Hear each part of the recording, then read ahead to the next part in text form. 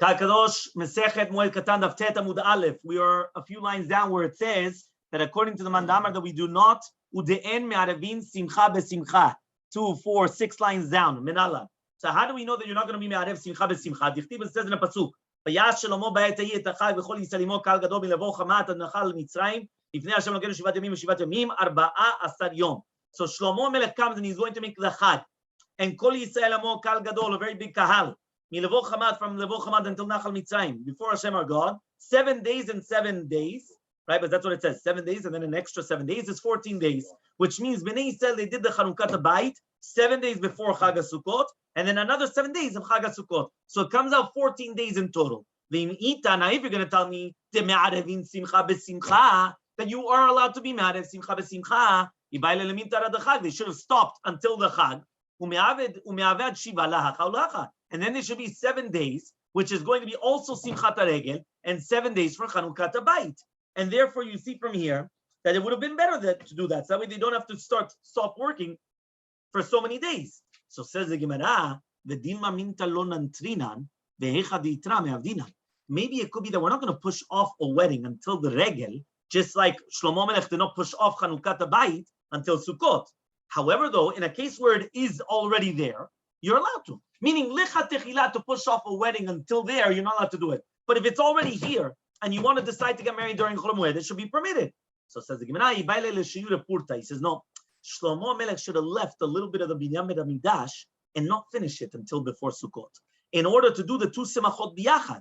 And therefore, since Shlomo Melech didn't do that, and he finished it off, and he did the Simcha 7 days before Sukkot, and then you had the 7 days of Sukkot. So for that's the proof. So says the Gemara, it's not true. You'll never leave off a little piece of the Bet HaMikdash not to build. What? The thing was, we said, no. Leave a little bit. Don't finish the building. Right? Just like a Masechet. Leave a little bit over. Don't finish off. And then do it on the Monday or Thursday. Right? So he says, he says, no. Shlomo Melech could have left it off in the Luach HaBarzel, Beroch HaVama, that they used to do on the Gag of the Echal, in order that the Orev should not be there. They used to have ravens that used to come on the roofs. So they used to put on top of the roofs, they used to put like this thing on the roof in order to scare them away, so that way it wouldn't be chalak, right? And that's not really part of the Bet HaMikdash. So you could have left that little tiny thing and then left it over, and then you do it together on Sukkot. But he didn't do that. Why didn't he do that? Right? So he comes and he says, right? He didn't do that whatsoever.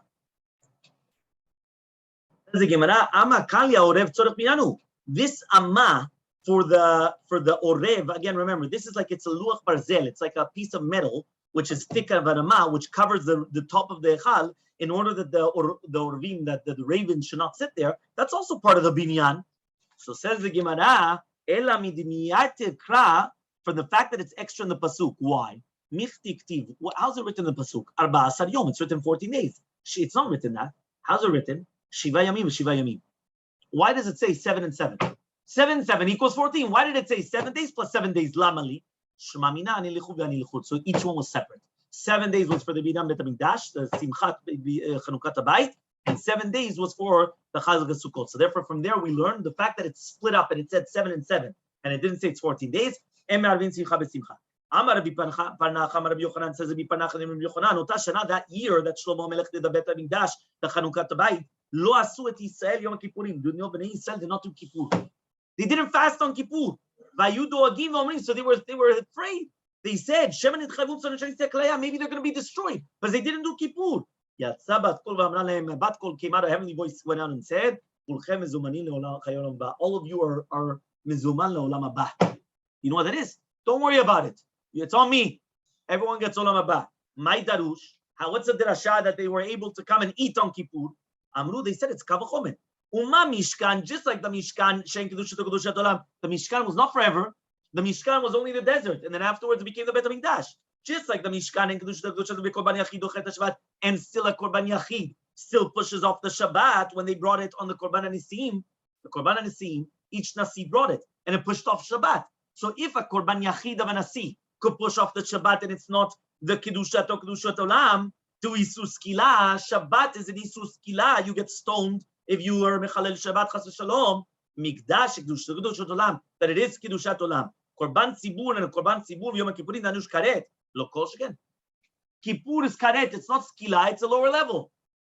Here it's a korban tzibur, it's not korban yachid. So kal vachomer that it should push it off. So therefore they wanted to say that it should push it off. Elamai. But why? Hayu again. Why were they afraid then? So it says hatam tzorech gavoa vehacha tzorech hediot. He says the kal vachomer was by Chanukat Mishkan, it was for Hashem, and therefore pushed off the Shabbat. Here for the Chanukat Bet Mikdash was a mishteh for us. So therefore, what are you asking? You wanted to learn a kavachomer. He says, I just pushed off the kavachomer. The kavachomer is a pircha. You know what kavachomer pircha means? I've got a question that I refuted, I rebutted, right? The kavachomer. I knocked it down in 1 second. You come and you tell me 1 second. Shabbat and Kippur, what's more strict? Shabbat, right? Korban Yachid, Korban Tzibur, what's stronger? Tzibur. Mishkan and Bet HaMikdash, what's stronger? Bet HaMikdash. So I've got all the positives for the Bet HaMikdash. Here I've got the Bet HaMikdash, Korban Tzibur, and I've got Kippur, right? If right now for the Mishkan, Korban Tzibur, because Kippur was right before Sukkot, and they did one of the 7 days of the Chanukat Bet HaMikdash was on Kippur, the 8th during Kippur. So therefore the question is, so they went and they did a Kavachomer. If the Mishkan, which is the lower level of the Bet HaMikdash, plus the Korban Yachid, which is lower level than Korban Tzibur. On Shabbat, it's Toche, which Shabbat is stronger than Kippur. Kal vachomer, it should push off Bet HaMikdash, Korban Tzibur, and Kippur. So they said, what are you talking about? Over there was for Hashem. They did Chanukat Mishkan for Hashem. Here, it's for your stomach. You're eating, you're benefiting, you're enjoying. So says the Gemara, Hachanami mevdu leabdu. Says also they should do Yom Kippurim, Avodat HaKorbanot, Meichal lo nechlo l'shu, but don't eat and drink. Meaning korbanot and everything, do it on Kippur. But don't eat on Kippur. So he says, answers the Gemara, en simcha belo achila shtiya. It doesn't exist, a simcha, without eating and drinking. You want a simcha? You have to eat and drink.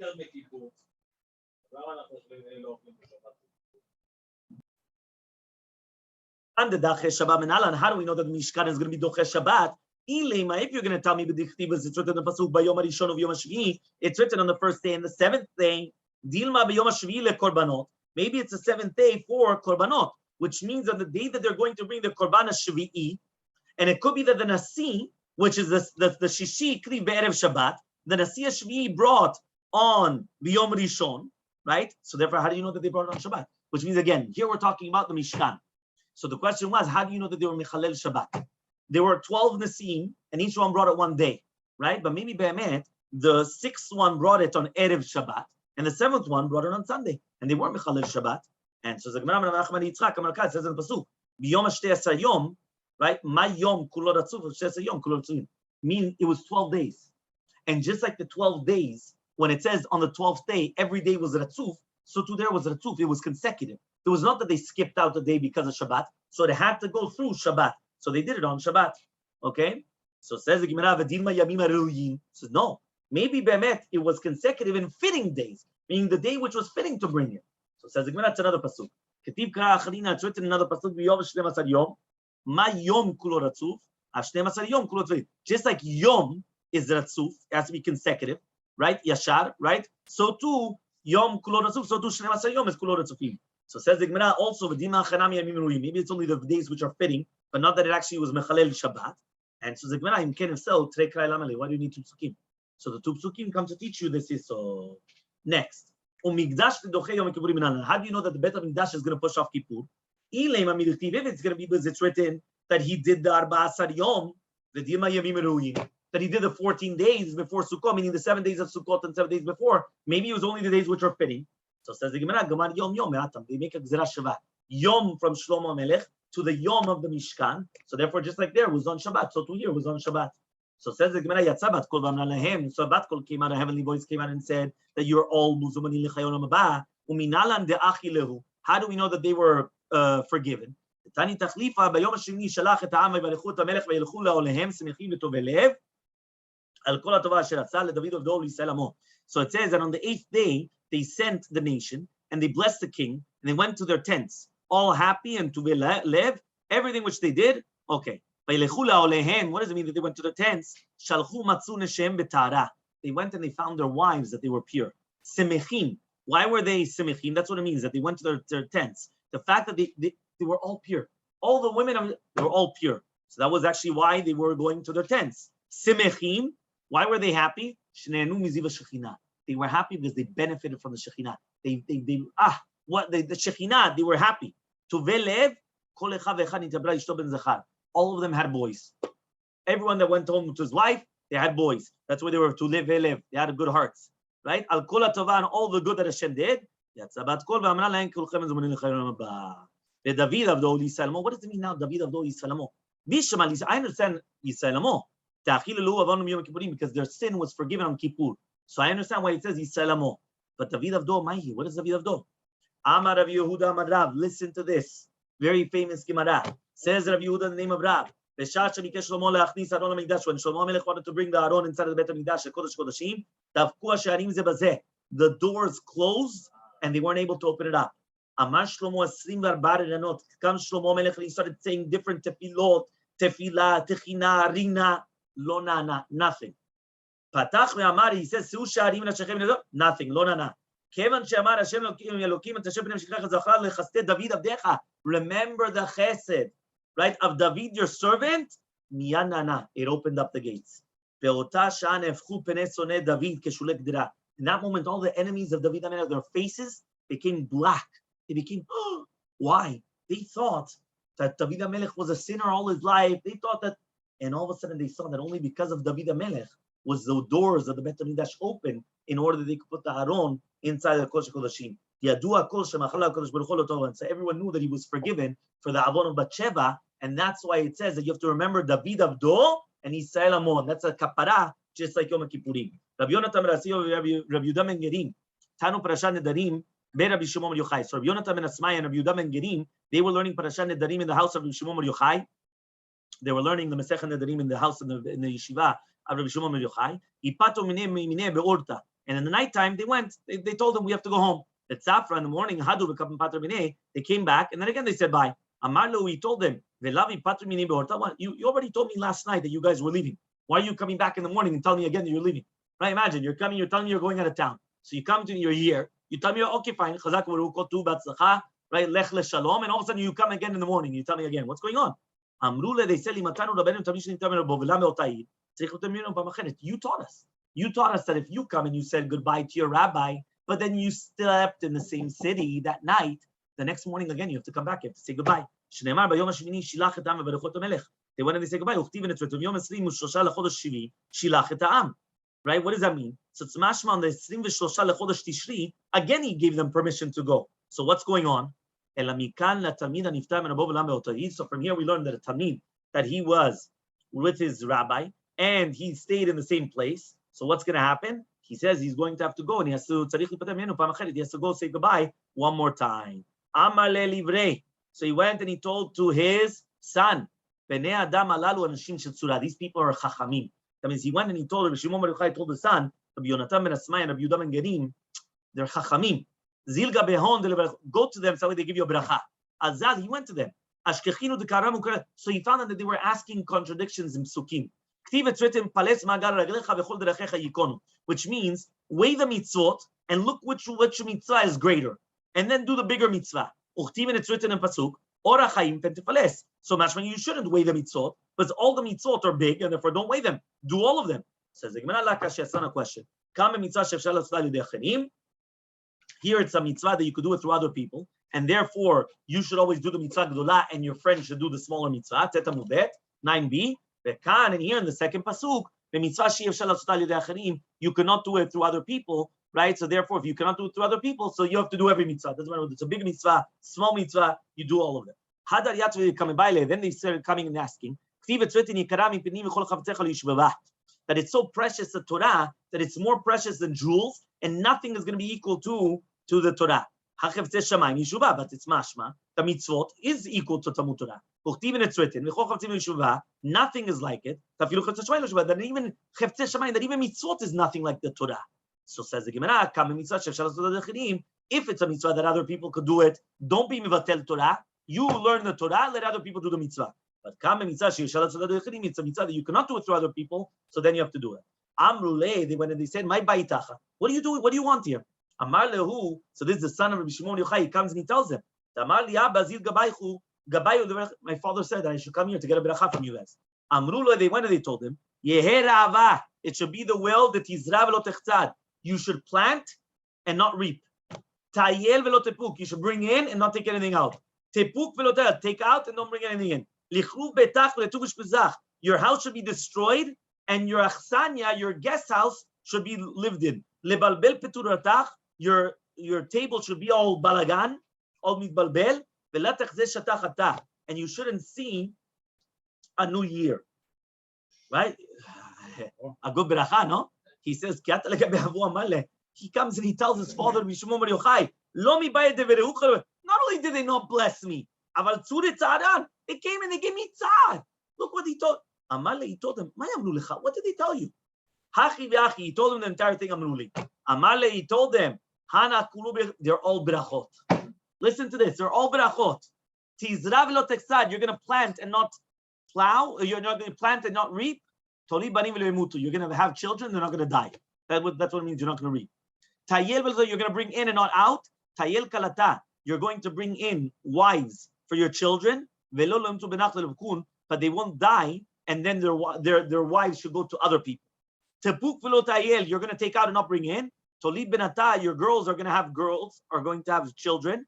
When their husbands shouldn't die, and then they're going to come back to you. That means they're going to leave your house and they'll never come back to you because their husbands are not going to die and then they have to come back to you when they're widows. Your house should be destroyed and your achsanya, your guests should be dwelled. Is an achsanya. And that which is a keved is your real house, right? But that's the house that a person is going to be there for eternity until how do you call it? Tchiyat hametim. Tichtiv kirmam matem elolam al tikrev kirbam ela kivram. Their keved, right, is their house. Kirbam batemo bait, right? Their house is their keved. Okay. Libalbel peturach. Your house should be a balagan. You're going to have so many children that your table will always be a balagan, will always be all a mess. You shouldn't see a new year. That the wife shouldn't die. And then you're not going to get married to another wife. That you shouldn't see a new year of Shana Rishona, of first year of marriage. So the entire thing, he thought there was a curse. One by one, it was actually a beracha. He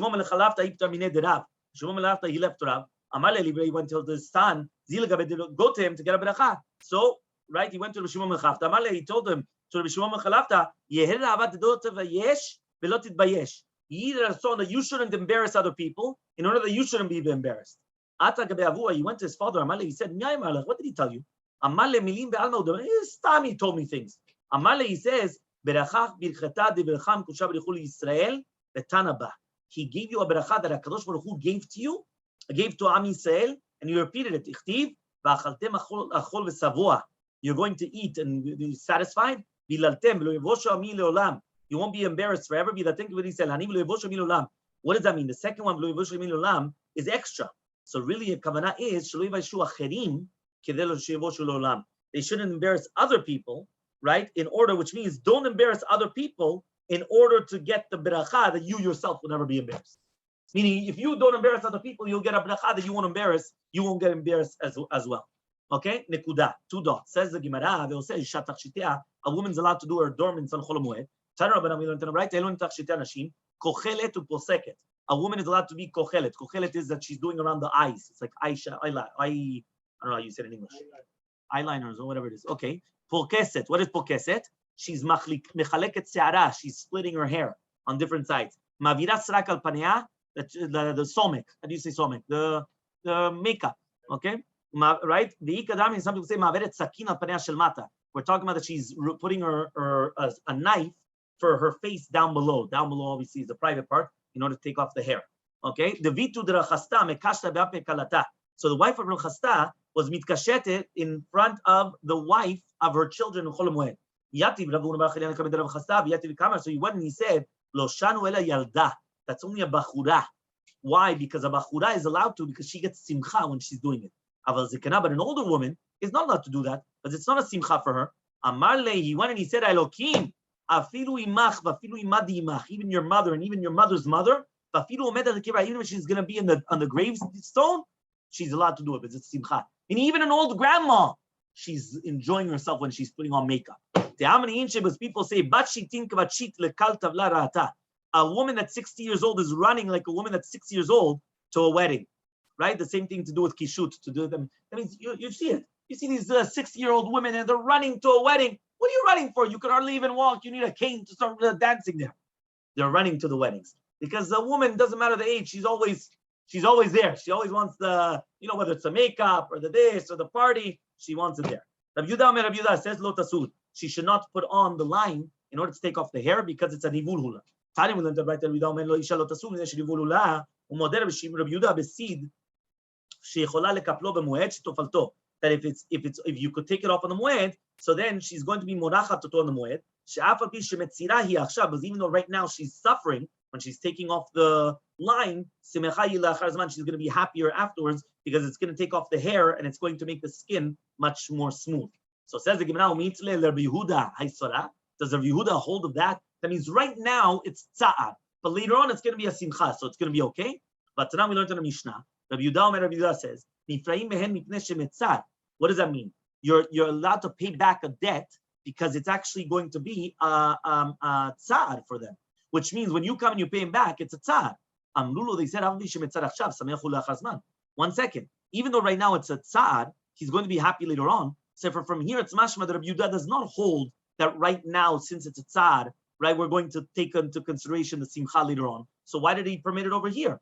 Right there, we're talking about avodah zarah, that you're not allowed to pay back debt 3 days before the Chag of the Goyim. Why? Because, right, so he says, it's a tzar for them. Yeah, it's a tzar, but then afterwards they get a simcha. So you're not allowed to make them happy within the 3 days of their Chag. So Rav Nachman Yitzchak says, Chol Moed is different.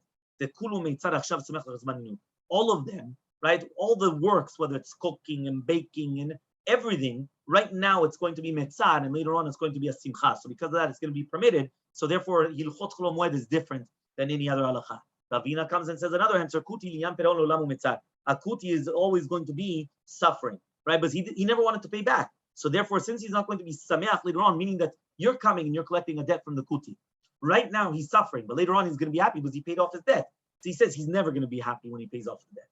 So Amar Rav Yehuda says, Benoti said Sheigul Leprikan. Benoti said that they're already at the time to get married. Velo Igiul Leshanim, but they're not still 12 years old because that's when they get the simanim. And therefore, they get embarrassed from all these hairs and that. So, aniyot toflot otam mesid. So the poor women, they use this line to take off the hair.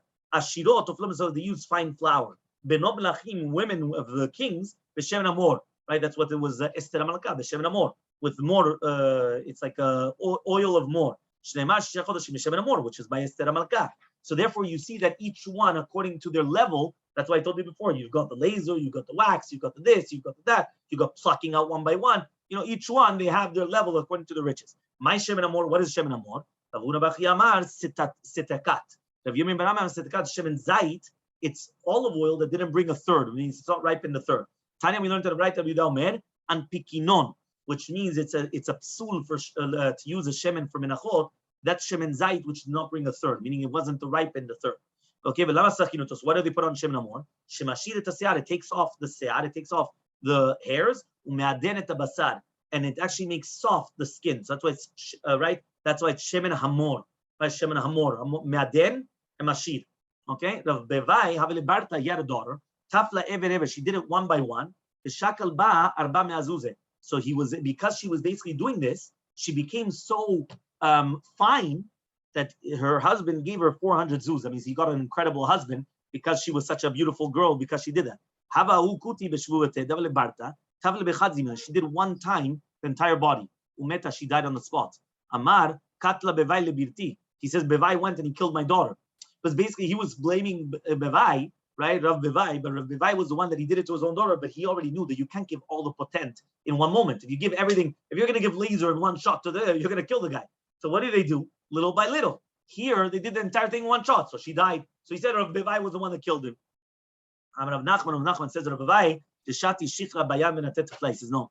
Rav Bevai, they used to drink a lot of beer. So since they drank a lot of beer, so therefore they needed that to take off the hair, and they needed that the skin should be very thing, because the beer causes that it grows hair. Are you listening? Beer causes that it grows hair, and it causes that the skin becomes thicker. So therefore, anan but them that they don't drink beer, Lo bayam benatin tafla, they don't need to do all these things, right? And that's it. And Bezat Hashem, we continue tomorrow.